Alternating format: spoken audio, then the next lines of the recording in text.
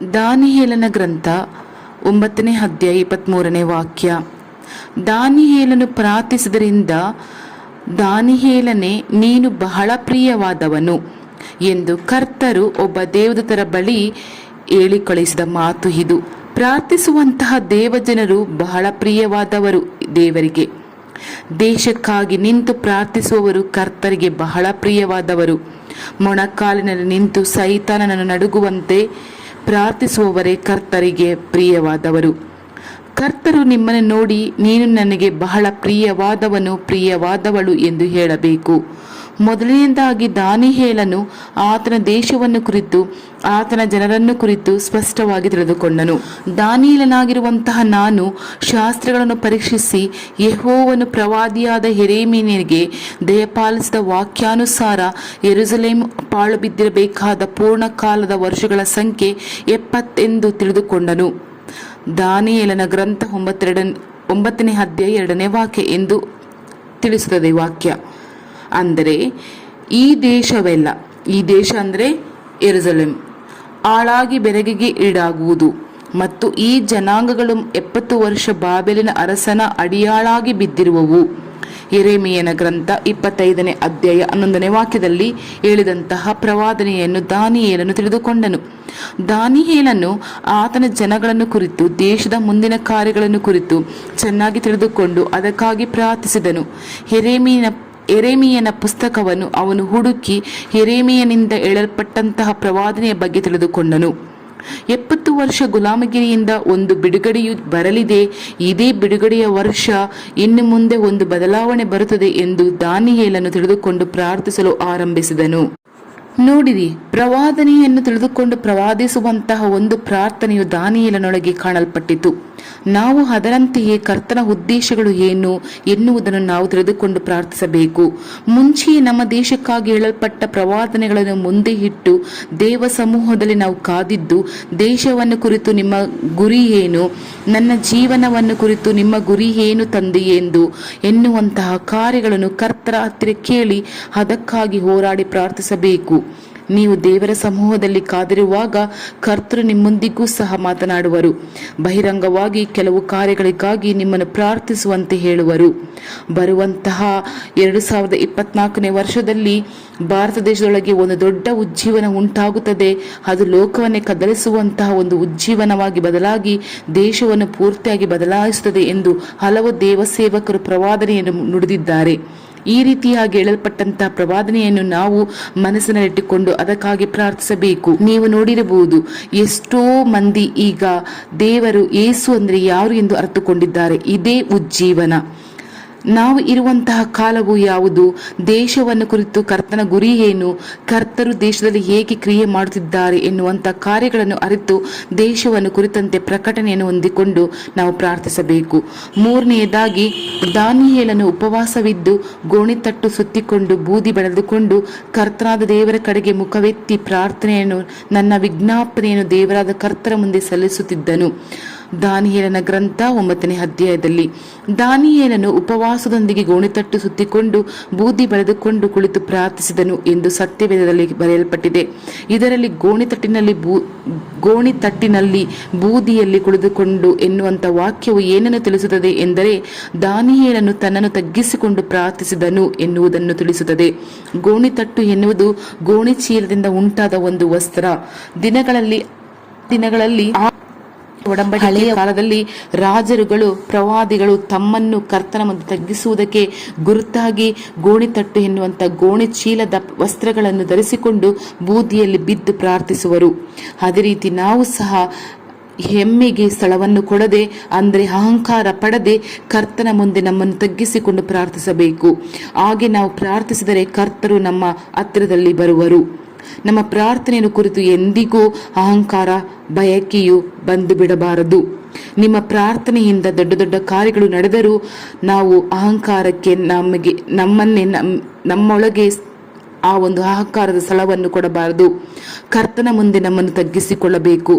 ಆಗ ಕರ್ತರು ನಮ್ಮ ಆ ಪ್ರಾರ್ಥನೆಯನ್ನು ಕೇಳಿ ದೊಡ್ಡ ಕಾರ್ಯಗಳನ್ನು ಮಾಡುವರು. ದೇವರಾದ ಕರ್ತನನ್ನು ಪ್ರಾರ್ಥನೆಯಿಂದಲೂ ವಿಜ್ಞಾಪನೆಗಳಿಂದಲೂ ಹುಡುಕಲು ಅವರ ಕಡೆಗೆ ನನ್ನ ಮುಖವೆತ್ತಿ ಎಂಬುದಾಗಿ ಇದೆ. ದಾನಿಯೇಲನ ಗ್ರಂಥ 9ನೇ ಅಧ್ಯಾಯ 3ನೇ ವಾಕ್ಯದಲ್ಲಿ ಈ ವಾಕ್ಯ ದಾನಿಯೇಲನು ಹೇಳುತ್ತಾನೆ. ದಾನಿಯೇಲನು ಉಪವಾಸದೊಂದಿಗೆ ತಾಳ್ಮೆಯೊಂದಿಗೂ ಕರ್ತನ ಮುಖವನ್ನು ಹುಡುಕಿದನು. ನಾವು ಸಹ ಕರ್ತನ ಮುಖವನ್ನು ಹುಡುಕಬೇಕು. ಅನೇಕ ಸಮಯಗಳಲ್ಲಿ ನಾವು ಪ್ರಾರ್ಥಿಸುವಾಗೆಲ್ಲ ಕರ್ತನ ಹತ್ತಿರದಿಂದ ನನಗೆ ಏನೂ ಆಶೀರ್ವಾದ ಸಿಗುತ್ತದೆ, ಇದು ಸಿಗುವುದೇ, ಅದು ಸಿಗುವುದೇ, ಆರೋಗ್ಯವನ್ನು ಕೊಡು, ಬಿಡುಗಡೆಯನ್ನು ಕೊಡು, ಅಗತ್ಯಗಳನ್ನು ಸಂಧಿಸು, ಅದ್ಭುತವನ್ನು ಮಾಡು ಎಂದು ಕರ್ತನ ಕೈಗಳನ್ನು ಮಾತ್ರ ನಾವು ನೋಡುತ್ತಿದ್ದೇವೆ. ಅವರು ಆಶೀರ್ವದಿಸುವರು ನಿಜವೇ, ಆದರೆ ಆ ಆಶೀರ್ವಾದವನ್ನು ಕೊಡುವವರ ಮುಖವನ್ನು ಹುಡುಕಬೇಕು.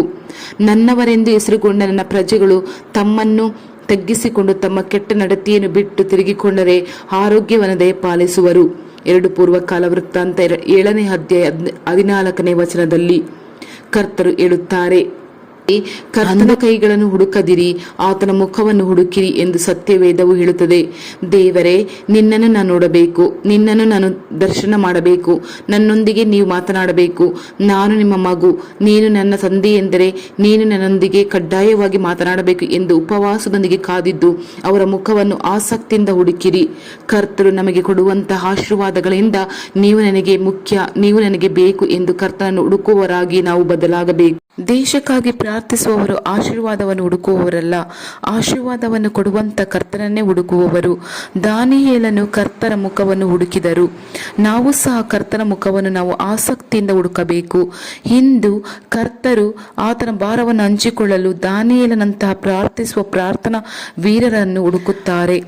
ದಾನಿಯೇಲನು ಹೀಗೆ ಪ್ರಾರ್ಥಿಸಿದ, ಓ ಕರ್ತರೇ, ಮಹೋನ್ನತನು ಭಯಂಕರನೂ ಆದ ದೇವರೇ, ನಿನ್ನನ್ನು ಪ್ರೀತಿಸಿ ನಿನ್ನ ಆಜ್ಞೆಗಳನ್ನು ಅನುಸರಿಸಿರುವವರಿಗೆ ಮಾಡಿದ ಕೃಪಾ ವಾಗ್ದಾನಗಳನ್ನು ನೆರವೇರಿಸುವವನೇ, ನಾವು ಪಾಪ ಅಪರಾಧಗಳನ್ನು ಮಾಡಿ ಕೆಟ್ಟವರಾಗಿ ನಡೆದು ನಿನಗೆ ತಿರುಗಿ ಬಿದ್ದು ನಿನ್ನ ಆಜ್ಞಾವಿಧಿಗಳನ್ನು ತೊರೆದು ಎಂಬುದಾಗಿ ದಾನಿಯೇಲನ ಗ್ರಂಥ 9ನೇ ಅಧ್ಯಾಯ 4ರಿಂದ 5ನೇ ವಾಕ್ಯ ಹೀಗೆ ಹೇಳುತ್ತದೆ ಎಂದು ಹೇಳಿ ದಾನಿಯೇಲನು ಪ್ರಾರ್ಥಿಸಿದನು.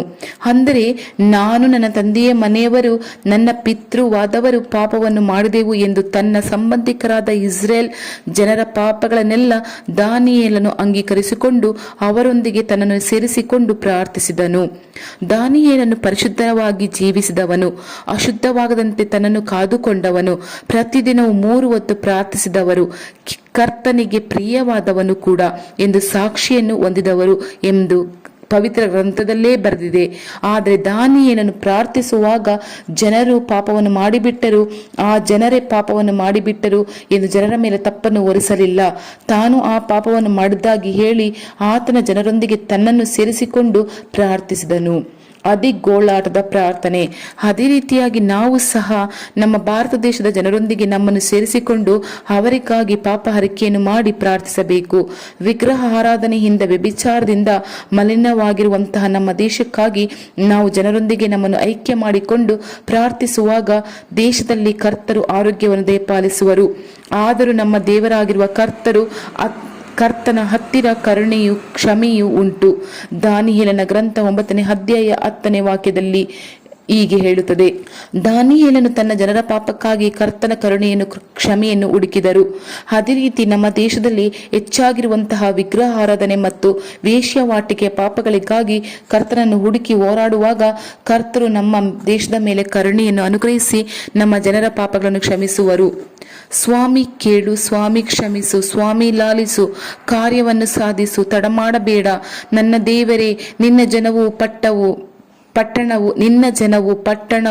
ನಿನ್ನ ಹೆಸರಿನವುಗಳಾದ ಕಾರಣ ನಿನ್ನ ಹೆಸರನ್ನು ಕಾಪಾಡಿಕೊ. ದಾನಿಯೇಲನ ಗ್ರಂಥ 9ನೇ ಅಧ್ಯಾಯ 19ನೇ ವಾಕ್ಯದಲ್ಲಿ ಎಂದು ಹೇಳುತ್ತದೆ.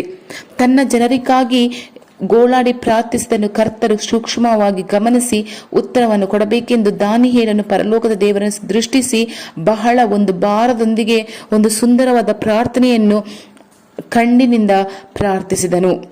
ಹೀಗೆ ದಾನಿಯೇಲನು ದೇವರ ಪರಿಶುದ್ಧ ಪರ್ವತಕ್ಕೆ ನೇರವಾಗಿ ತನ್ನ ವಿಜ್ಞಾಪನೆಯನ್ನು ಮಾಡಿದಾಗ, ನಿನ್ನ ವಿಜ್ಞಾಪನೆಯ ಆರಂಭದಲ್ಲಿಯೇ ದೇವರ ಅಪ್ಪಣೆ ಆಯಿತು, ಅದನ್ನು ನಿನಗೆ ತಿಳಿಸಲು ಇಲ್ಲಿಗೆ ಬಂದಿದ್ದೇನೆ ಎಂಬುದಾಗಿ ದೇವದೂತನು ಹೇಳುತ್ತಾನೆ ಎಂದು ಗಬ್ರಿಯೇಲನೆಂಬ ದೂತನು ಪರಲೋಕದಿಂದ ದಾನಿಯೇಲನಿಗೆ ಉತ್ತರವನ್ನು ಕೊಂಡು ತಂದನು.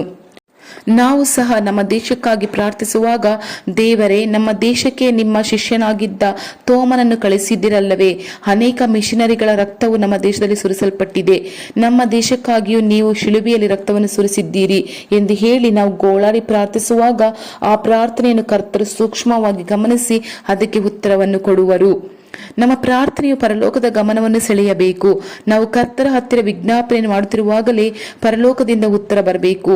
ನಮ್ಮ ದೇಶಕ್ಕಾಗಿ, ನಿರ್ದಿಷ್ಟವಾದ ಜನರಿಗಾಗಿ ನಾವು ಪ್ರಾರ್ಥಿಸುವಾಗ ಕರ್ತರು ಕೂಡಲೇ ಉತ್ತರವನ್ನು ಕಳುಹಿಸುವಂತೆ ನಮ್ಮ ಪ್ರಾರ್ಥನೆಯನ್ನು ಬದಲಾಗಬೇಕು. ಪ್ರೀತಿ ದೇವರ ಮಕ್ಕಳೇ, ದಾನಿಯೇಲನಂತೆ ನಾವು ಸಹ ಪ್ರಾರ್ಥಿಸುವುದನ್ನು ಅಭ್ಯಾಸ ಮಾಡಿಕೊಳ್ಳಬೇಕು. ತಡೆಗಳನ್ನು ತೆಗೆದುಹಾಕಿ ಪ್ರಾರ್ಥಿಸಿದಾಗ, ಸಿಂಹದ ಗುಹೆಯಲ್ಲಿ ಸಿಂಹಕ್ಕೆ ಆಹಾರವಾಗಿ ಹಾಕಲ್ಪಟ್ಟಂತಹ ಸನ್ನಿವೇಶವು ಬಂದಾಗಲೂ, ಅಗ್ನಿಯ ನಡುವೆಯಲ್ಲಿ ಹಾಕಲ್ಪಟ್ಟಲು ದಾನಿಯೇಲನ ವೈರಾಗ್ಯವಾದ ಪ್ರಾರ್ಥನೆಯು ಸ್ನೇಹಿತನನ್ನು ಕಾಪಾಡಿತು. ಸಿಂಹದ ಬಾಯಿಯನ್ನು ಕರ್ತನು ಕಟ್ಟಿದನು ಎಂದು ವಾಕ್ಯದಲ್ಲಿ ಬರೆದಿದೆ. ಅಗ್ನಿಯ ಮಧ್ಯೆ ಕರ್ತರು ದಾನಿಯೇಲನೊಂದಿಗೆ ಸಂಚಿಸಿದರು ಎಂದು ನಾವು ಸತ್ಯದ ಮುಖಾಂತರ ತಿಳಿದುಕೊಳ್ಳುತ್ತೇವೆ. ನಮ್ಮ ದೇಶಕ್ಕಾಗಿ ನಾವು ವೈರಾಗ್ಯವಾಗಿ ಹೋರಾಡಿ ಪ್ರಾರ್ಥಿಸುವಾಗ ದೇವದೂತರುಗಳು ಹಿಡಿದು ಬಂದು ನಮಗೆ ಉತ್ತರವನ್ನು ಕೊಡುವರು. ಅಂತಹ ಕಾರ್ಯಗಳನ್ನು ಕರ್ತರು ದೇಶದಲ್ಲಿ ಮಾಡಲಿದ್ದಾರೆ. ಅಂತಹ ಪ್ರಾರ್ಥನಾ ವೀರರಾಗಿ ಕರ್ತರು ನಿಮ್ಮನ್ನು ಬದಲಾಯಿಸಿ ದಾನಿಯೇಲನ ಪ್ರಾರ್ಥನಾ ಅನುಭವದೊಳಗೆ ನಿಮ್ಮನ್ನು ಸಹ ಮಾರ್ಗ ನಡೆಸುವರು. ಒಬ್ಬ ದಾನಿಯೇಲನ ಹಾಗೆ ಬದಲಾಗಲು ನಮ್ಮನ್ನು ಒಪ್ಪಿಸಿಕೊಡುತ್ತೇನೆ ಎಂದು ಕರ್ತರ ಹತ್ತಿರ ನಿಮ್ಮನ್ನು ಒಪ್ಪಿಸಿಕೊಡಿರಿ. ಕರ್ತರು ನಿಮ್ಮ ಮುಖಾಂತರ ದೊಡ್ಡ ಕಾರ್ಯಗಳನ್ನು ದೇಶದಲ್ಲಿ ನಡೆಸುವರು. ನಾವು ಭಾರದೊಂದಿಗೂ ಕಣ್ಣೀರಿನೊಂದಿಗೆ ಹೋರಾಡಿ ಪ್ರಾರ್ಥಿಸಲು ಆತ್ಮನಾದವರು ನಮಗೆ ಸಹಾಯ ಮಾಡುವರು. ಆ ರಾತ್ರಿಯ ವೇಳೆಯಲ್ಲಿ ನಿಮ್ಮ ಸಂಗಡ ಮಾತನಾಡುವ ಅವಕಾಶ ಮಾಡಿಕೊಟ್ಟದಕ್ಕಾಗಿ ಸ್ತೋತ್ರ. ಯೇಸುವೆ, ನೀವು ನಮ್ಮ ಬಲಪಾರ್ಶ್ವದಲ್ಲಿ ಸದಾ ಇರುವುದಕ್ಕಾಗಿ ಸ್ತೋತ್ರ. ನಾನು ನನ್ನನ್ನು ನಿಮಗೆ ಪೂರ್ತಿಯಾಗಿ ನಿಮಗೆ ಸಮರ್ಪಿಸುತ್ತೇನೆ. ನಿಮ್ಮ ಇಷ್ಟದ ಪ್ರಕಾರ ನನ್ನನ್ನು ರೂಪಿಸಿರಿ. ನಾನು ನಿಮ್ಮ ಕೈಯಲ್ಲಿ ಜೇಡಿ ಮಣ್ಣು. ನಿಮ್ಮ ಇಷ್ಟದ ಹಾಗೆ ಹೊಸ ಪಾತ್ರೆಯನ್ನಾಗಿ ನನ್ನನ್ನು ಮಾರ್ಪಡಿಸಿರಿ. ನನಗೆ ನೀವು ಬೇಕು ಏಸಪ್ಪ. ಈ ಲೋಕದ ಆಸೆ ಸ್ವಲ್ಪ ದಿನ ಅಷ್ಟೇ, ಆದರೆ ನೀವು ಸದಾಕಾಲ ಇರುವವರು. ನನಗೆ ನೀವು ಸದಾಕಾಲ ಬೇಕು ತಂದೆಯೇ. ನನ್ನ ದೇಶ, ನನ್ನ ರಾಜ್ಯ, ನನ್ನವರಿಗೋಸ್ಕರ ಪ್ರಾರ್ಥಿಸುತ್ತೇನೆ ತಂದೆಯೇ. ಎಲ್ಲರಿಗೂ ನಿಮ್ಮ ಪ್ರೀತಿ ಸಿಗಬೇಕು. ನಾನು ನಿಮ್ಮನ್ನು ಅರಿತುಕೊಂಡ ರೀತಿ ನನ್ನ ಸಹೋದರ ಸಹೋದರಿಯರು ಕೂಡ ಅರಿತುಕೊಳ್ಳಬೇಕು ತಂದೆಯೇ. ಅವರಿಗೆ ರಕ್ಷಣೆಯ ಮಾರ್ಗಕ್ಕೆ ಬರಬೇಕು. ಆಶೀರ್ವದಿಸಿರಿ ಅಪ್ಪ. ಯೇಸು ಕ್ರಿಸ್ತ ನಾಮದಲ್ಲಿ ಆಮೇನ್, ಆಮೇನ್ ತಂದೆಯೇ.